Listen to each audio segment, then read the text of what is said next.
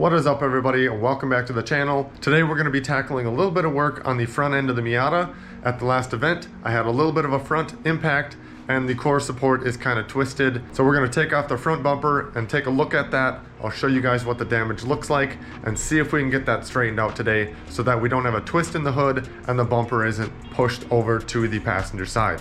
Before we go ahead and pull this off, I'll give you just a straight on look to the bumper. As you can kind of tell, the bumper is twisted quite a bit. It is actually pushed up on the driver's side here, up towards the headlight, and it's kind of giving the Miata Smile a little bit of a weird slant.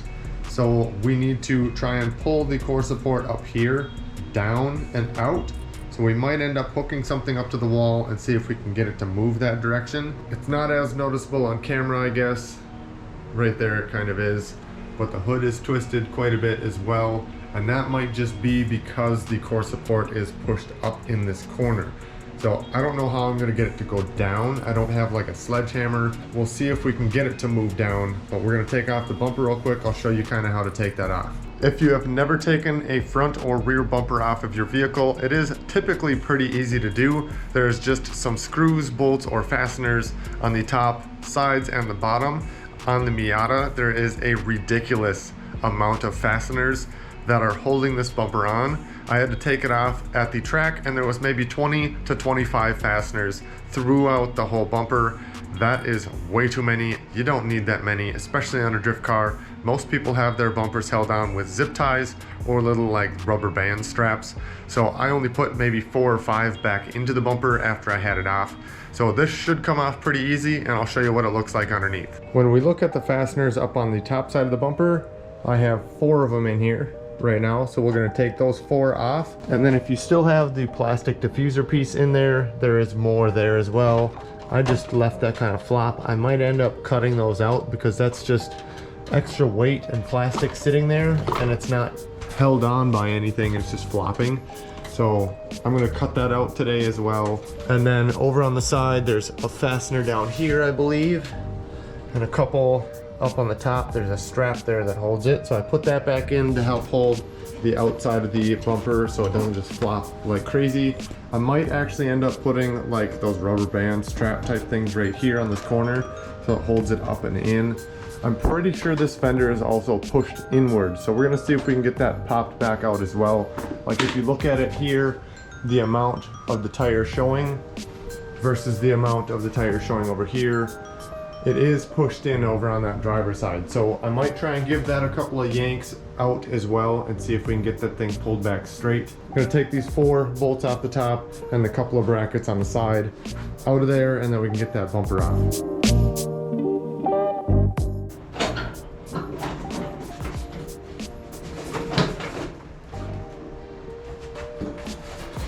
You do need to disconnect your lights here, and the bulbs are kind of just exposed once you pull them out, so just be careful of that as well.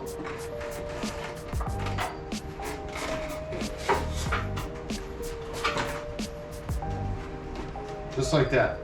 Like this whole piece, I'm going to cut that off because the bolts are stuck in the bottom. They just sit there and spin, so we'll take those off. There's a couple other things that we can maybe pop out of here as well, like these plastic pieces. Those don't really do anything. I mean, it helps with rigidity on the side, I guess. But yeah, we'll kind of see what we end up going with here. The next thing I'm going to take off of here is this big plastic piece. It is just like a formed piece to act as like something for you to have as like an impact stop thing. So I'm going to take this piece off next. It's not really needed for right now. I'll put it back on later, but we're going to get it off so we can see what's underneath. We got 14mm bolts.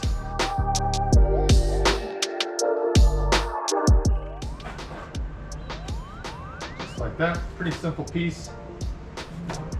Honestly, I don't know if it really has to go back on, but it's just that little extra cushion for a front impact. So set this off to the side again, and we'll take a measurement with tape measure off the ground real quick too. It looks so weird without the bumper on it. Just looking at it from here, you can see it's a little twisted. It's not quite as bad as you might think, I guess. But like right here, you can kind of see there's some wrinkly stuff and the rivets are tore out up here. And then if you look at the other side, it's like a full shape, like a triangle here. It's not like that over here. That's completely like crushed up, so, and smashed. I might be able to try and get this whole metal piece cut out with the angle grinder and then maybe do the same thing over here. Otherwise, if I can get it pulled back out and like tack weld that back over or make some sort of plate to kind of square that off again, just so that it's not all bent up. I mean, it's not the end of the world if it just stays bent up. I want to be able to straighten it out the best I can. So we're going to pull a tape measure real quick off the front because I have the jack stands in the same spot on the frame rails farther back. The car should be level where it's sitting, and we'll measure off the concrete to a couple of points on the front core support and see where we're off. So I might actually just go off of like these nubs that are sticking out right here, just right to the center of this hole because it's the same spot on both sides, I think, maybe. Otherwise we'll end up going to like just the toe hooks here because those look like they're twisted and off. And we'll probably measure off this corner of the core support and the other corner as well. We'll just pull right off from the front though, right off of these holes, straight up. We're at about 32 3/4 and 32. So right there, it is pushed up 3/4 of an inch. That's a lot. So how do we get that back down? I don't know yet. Let me pull a couple more measurements and see where we might be able to try and get this to move and try and figure out where else it might have moved and tweaked, because this ties into the frame rail right here. If this is up 3/4 of an inch, that must mean that the frame rail is up 3/4 of an inch, which in turn will mess up the alignment on the driver front by quite a lot. That's gonna screw up my caster and my toe and Ackerman. Probably everything is gonna be messed up on that side. Let's kind of pull some more measurements and see where we're off in other locations as well. So I'm doing a little bit of digging. I took off the driver front tire and I'm just kind of turning it lock to lock just because I wanted to see if there's any binding stuff. And there's something binding, but I'm not sure what it is. It almost feels like it's in the rack. So I'll kind of show you what I mean. So right now I'm fully turned all the way to the passenger side and it compressed in there real nice and easy, just fine, right? Now when you get to where the tire would be straight, it gets tight and it doesn't want to turn anymore. It turns, it's just really tight. So when you push over on this side to try and get it to go in, it turns over and pushes in really hard. It shouldn't do that. Once you get past and back to straight, it moves really easy. So like this whole side over here moves really nice and easy, right? As soon as you start to turn in towards the driver's side or towards the left, it gets really hard. So I don't know if there's something in the actual rack that's bent, like the inners. If so, that might be why I spun out in both lead and chase runs in my top 4 battle, because it just felt funny transitioning to the one direction. It's like it didn't want to actually transition and I couldn't catch it and I kept spinning out. That would explain it if it's binding towards the one side, because that's the direction I was trying to catch it, and it's like the angle just, it wouldn't go. So that's something that I need to address other than the crash in the front. So maybe the crash has something to do with that, or it's from my 32 battle where I actually put the passenger tire into the front bumper of the lead driver. That might be something to do with it if there's something bent there. So I might have to just pull the boot off the inner and see if there's something going on there. I don't think these steering racks cost too much, so if I have to replace it, that's not terrible, but we'll see if we can do something with that and figure that out. When we look at the inside of the wheel well here, it does look like maybe the upper control arm is tweaked just a little bit, like ever so slightly, because this should be straight and like centered in this whole opening. So I don't know if I just need to loosen everything up back there and retighten it down and it'll maybe straighten itself out. I don't know yet. But that's something else that I just wanted to look at before I went too far into yanking on this fender, because I need to pull the fender out. So I'm trying to look inside here as well, where it might be rippled on the frame rail or something if it was pushed over. And maybe down right here, there's a little bit of a ripple. Not bad, it's just a little, like ever so slightly, but that's behind where the subframe mounts, so I don't think it would really bend back there rather than up here. There is a little ripple up here too. So it might have buckled in a couple of spots, but only on this rail. Only on this frame rail is it actually moved just a little bit. And you probably won't see it on the camera, but I can see just a little bit of a twist on that. Very, very difficult, especially with all this stuff in the way. But underneath, when you look at it, it doesn't really look like it's tweaked. So it's hard to say. But this bracket that mounts the intercooler is pushed over as well. So that's the bracket that's lower than that as well. The passenger side, it's nice and square, it's still at a 90. So that's showing twist there as well. So that's pushing that direction, which creates that counterclockwise rotation. So intercooler piping and everything is still intact. So is the radiator, so that's not concerning.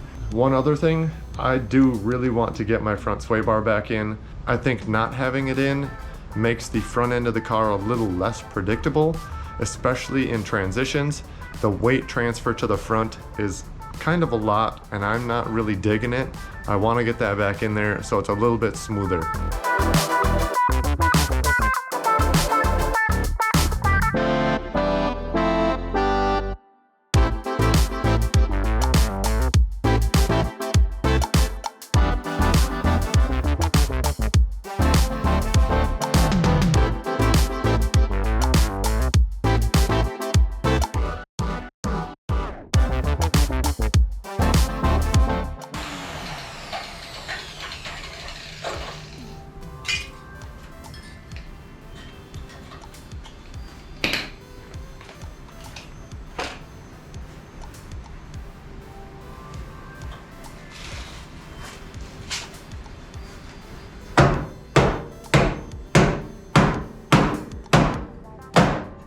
Literally up in the rafters right now.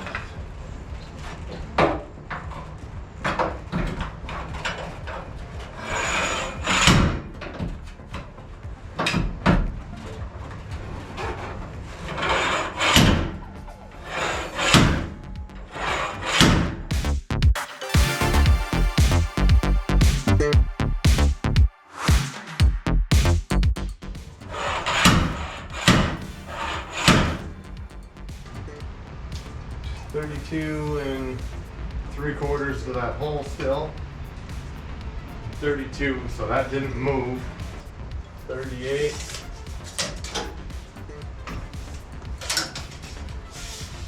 37 3/4, so it's still a 1/4 inch up. And still 3/4 out here. So that didn't move. That's a bummer. Thought I'd get that to move some. It still does need to go that way. This latch is crooked or twisted. So this piece right here is supposed to be straight, and there's a little bit of a kink right here. I don't know if you can see that.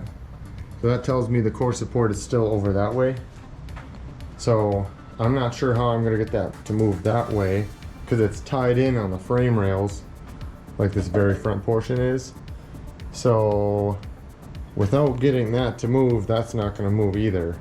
So I'm wondering if I take this bolt, the couple of bolts off in the inside, and just remove this front brace and only have the latch here, and see if that's going to be able to allow the hood to latch straight instead of this being twisted. That might be holding it from moving over. I have come to the conclusion that I will not be able to move that frame rail by myself, nor the core support without cutting it off.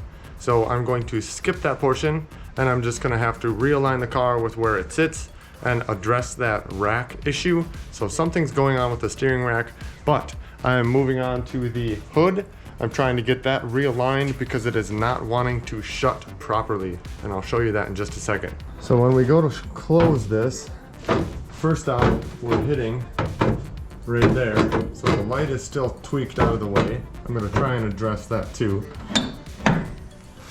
and then it sits like that on the latch still. And as it's coming down, it's rubbing farther back on that light. But you can get this to push down into the latch, but it gets tight and doesn't want to fully latch unless you basically like jump on it. Then it will latch. It's still tweaked and lifted on this side. I did loosen up the hood bolts on the back and got it to shift over a little bit, so this isn't quite so bad. But it's almost like these like scissor pieces back here are bent on both sides, and it needs to come this direction in the back. I'm gonna try and tweak those a little bit and see if I can get that to move towards the driver's side. It is the next day. The battery died last night, so I just kind of putzed around with it a little bit, trying to get the hood recentered, and the driver's side headlight was kind of tweaked as well. I got it to the point where it's actually latching now. It's a little rough, but it's not bad. It does rub the light just a little on this corner when the light is down. So from now on, the lights are just gonna always be up, which is fine. I don't mind that. I also was able to get the hood shifted, so this gap is a little smaller and it's straight all the way. And then same with this side, it is nice and straight now. So the hood, I was able to shift back to where it needs to be. So as of right now, the hood and the headlights are fine. Those are gonna stay where they are. Now, going to the core support and everything, I couldn't get that to move last night at all. I'm just gonna leave it alone. Yes, the bumper is visually twisted a little bit, but I think I can kind of fix that a little bit with the mounting brackets on the either side. And then I was able to adjust the upper control arm just a smidge over here. The upper control arm was actually pushed backwards a little bit because I was missing a washer on the front side to help hold it in there. There was actually about not quite 1/8 of an inch of play in the upper control arm. That was probably adding to the binding issue in the steering. So every time you would turn to that side, that control arm is also pivoting with the steering. So that's not very good. It's putting a lot of stress on the rest of the steering components. So I got that straightened out. That should be good to go. So I'm kind of at the point where I'm just gonna be putting the stuff back on. So I'm gonna throw the bumper on and get the internals of that screwed back together and that toe strap hook as well. And then we're gonna start doing some alignment checks and see where the car is at. Got it all buttoned up. Had to use a few zip ties on the bottom because some of the mounting brackets I discarded off to the side. We don't need those anymore. I also got rid of this plastic piece that's down in here. So the front is a little floppy, but it's just this tiny little piece that kind of just blocks and protects the intercooler, which it still has plenty of airflow through that. No big deal. I'm actually thinking of maybe like popping some holes in the front of the bumper, but I'm not running into any cooling issues just yet. This new radiator is doing more than what I expected it would. The temp gauge doesn't even move like the needle. It doesn't move at all. So we're not gonna mess with holes in the bumper just yet. I also zip tied that hole down on the bottom from that impact. That is now sealed up, and then it's not just flopping there either. So I'll let you guys in on where my alignment is at right now. It's towed out pretty far on this side, and then towed out on this side as well. We're about 1.5 inches tow out right now. That's bad. We should only be like 1/4 of an inch. No wonder why it was feeling so weird. And I was actually contacting the wheel on the back side of the upper control arm, and it was acting as like a brake for that wheel. So I was spinning out because of that. We're gonna tow that back in, get it to 1/4 of an inch tow out, and then we should be all squared away. And I think we got this buttoned up to where we should be all set. I'll turn on my light here. If you look inside there now, we got clearance on that upper control arm again. Before I did the alignment, it was right on it. Like it was just barely touching that control arm, but then when you're in high angle and you have a lot of like torque and twist on your chassis and the steering system in there, it was actually contacting that control arm. It is no longer doing that. We should have no problems with it rubbing. We'll just have to pay close attention that it does not move again, and we should be all set. So we're gonna end out today's video with that. So thank you for watching. Don't forget to like, comment, and subscribe.